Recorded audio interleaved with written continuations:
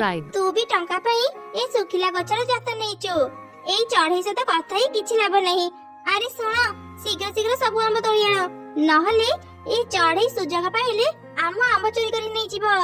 ଏମିତି କଥା ହେଇ ଦୁଇ କାଉ ତାଙ୍କ ଗଛର ଆମ୍ବ ତୋଳିଲେ। ଚଢେଇ ଅଳ୍ପ କିଛି ଆମ୍ବ ଝୋଡିରେ ନେଇ ବଜାରକୁ ଗଲା। କାଉ ମାନେ ବି ସବୁ ଆମ୍ବ ତୋଳି ବସ୍ତାରେ ଧରି ବଜାରକୁ ଗଲେ। ଆମ୍ବ ନେଇଯାଅ, ଆମ୍ବ ମିଠା ମିଠା ବଡ ଆମ୍ବ। ମୋ ଆମ୍ବ ଥରେ ଖାଇଲେ ତାର ସ୍ୱାଦ ଭୁଲି ପାରିବନି। ମୋ ଆମ୍ବ ଭାରି ମିଠା। ଚଢେଇର ଆମ୍ବ ବହୁତ ଛୋଟ ଆଉ ଖଟା, କେହି ବି ତା ପାଖରୁ ଆମ୍ବ କିଣନି। ଆସ ଆସ, ମୋ ପାଖରୁ ବଡ ବଡ ମିଠା ଆମ୍ବ ନେଇଯାଅ। ସତରେ ନା କଣ? ତୋ ଆମ୍ବ ଏତେ ମିଠା? ତା କଥା ଶୁଣି ଆମେ ତ ପାଖରୁ ଆମ୍ବ କିଣିବାକୁ ଚାଲି ଆସିଲୁ। ଦେ ଦେ, ଆମକୁ କିଛି ଆମ୍ବ ଦେ। ତାପରେ କାଉ ସମସ୍ତଙ୍କୁ ଆମ୍ବ ଦେଲା।